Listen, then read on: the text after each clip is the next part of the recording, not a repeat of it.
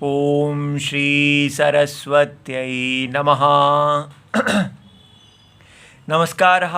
षडधिकत्रिशततमी कक्षा, विषय इत संज्ञा का प्रकरण चल रहा है और उसमें आज हम लिडाशिषि 34116 सूत्र देखेंगे। तो अष्टाध्यायी जी में देखते हैं।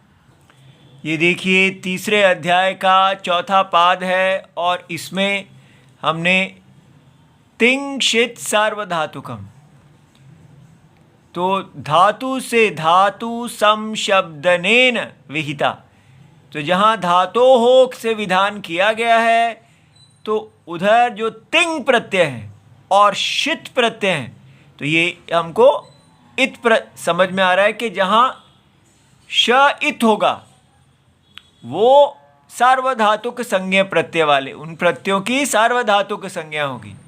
और शेष वही धातु से विधान होने वाले जो है, जो तिंग भी नहीं है और शित भी नहीं है, उनकी अर्ध धातुक संज्ञा होगी। इस प्रकार ये हमने जाना।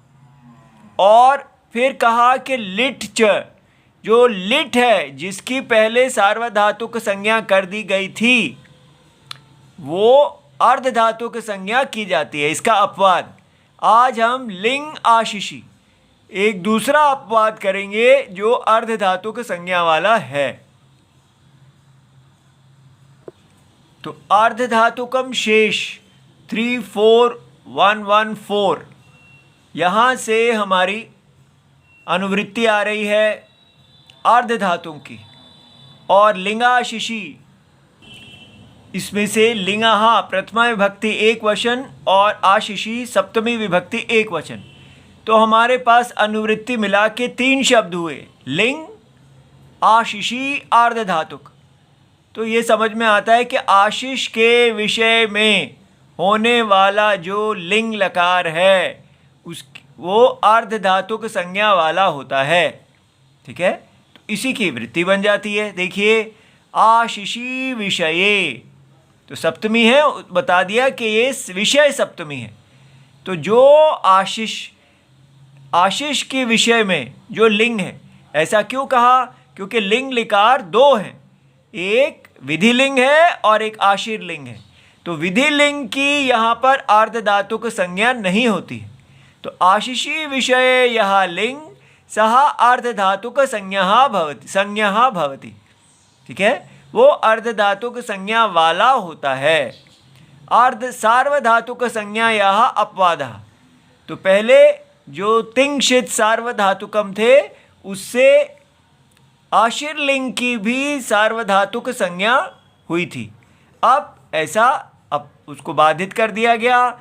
समावेशः च एवकार अनुवृत्तेः न भवति, तो यहाँ पर इसका समावेश कर दिया गया है।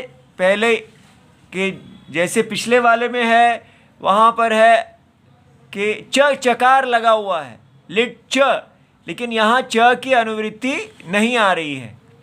अच्छा जी, अब विशेष अर्ध धातु की संज्ञा होने से क्या हुआ? वलादि, तो वल प्रत्याहार है, तो य को छोड़ दिया जाए तो बाकी सारे व्यंजन तिंग प्रत्ययों के आगे इट का आगम आएगा। तो हमें ये समझना है कि जब भी अर्ध धातु की संज्ञा होती है तो अर्ध धातु कस्य इट वलादेह 7-35 इस सूत्र से होता है कि जो भी जहाँ अर्ध धातु को प्रत्यय का जो वल वर्ण से आरंभ होते हैं उनके आगे इट का आगम होता है।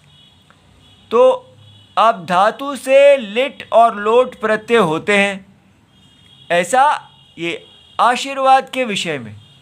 तो आशिषि लिंग लोटौ 3173, ये सूत्र कहते हैं कि आशीर लिंग, जैसे शुभम भूयात, ये आशीर लिंग है।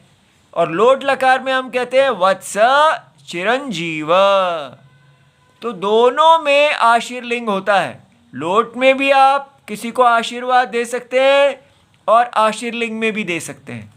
तो ये सूत्र यहाँ हमें आशीर लिंग जो है उसमें बताता है कि लिंग का आशीर लिंग भी होता है।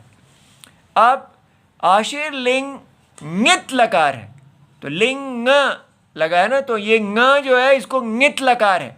तो देखो इत से पता चला। तो सामान्य तिंग प्रत्यय ङित लकार के अनुसार बदलते हैं।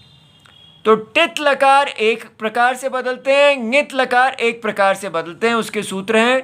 तो सामान्य जो तिप्तस जी तिप्तस था, ये हमारे प्रत्यय हैं, ये बदल के बन जाते हैं, परस्मय पद में हो जाते हैं। यात यास्ताम यासुस यास यास्तम यास्त यासम यास्व यास्म। ठीक है। तो यहाँ सभी प्रत्यय जो हैं आदि में यकार है, आप देख सकते हैं। इस कारण से वल आदि नहीं होते हैं। तो ये वल तो नहीं है, तो ह य वरट, तो यह तो रहा नहीं, तो इसलिए इसको इटागम नहीं होता। तो हम देखते हैं लू के साथ लू यात, ये लून छेदने हैं, तो लू यात, लू यास्ताम, लू सीधा लग गया, और लू यासुहु यहाँ, तो कोई इटागम नहीं आया। लेकिन इसी के ही जब हम आत्मनेपद प्रत्यय देखते हैं, तो जो त आताम झ आत्मनेपद प्रत्यय हैं वो बदल के बन जाते हैं सीष्ठ सीयास्ताम सीरन सीष्ठम सीयास्थाम सीध्वम सीय सीवही सीमही। तो आर्ध धातु को संज्ञा होने से ये कोई गण विकरण, अब हमें याद है कि कर्तरी शप सार्वधातुके, केवल सार्वधातुक में ही शप आदि प्रत्यय जो गण विकरण आते हैं, तो आर्ध धातुक में कोई गण विकरण भी नहीं आएंगे। तो इसलिए ये देखिए लून जो छेदने हैं क्रियादि गण का आत्मनेपद, वो लू इटागम आया, और सीष्ठ तो लो इसको गुण हो गया, और ये लो ई सीष्ठ इस प्रकार बना। फिर लव ई सीष्ठ, ठीक है, और ये लविशिष्ट वह काटे। ठीक है। तो कोई शप आदि यहाँ नहीं आया है, ऐसा बन गया। और पूंग पवने पवित्र करना क्रियादिगण उभयपदी, इसमें पविशिष्ट वह पवित्र हो, ऐसा आशीर्लिंग में बना।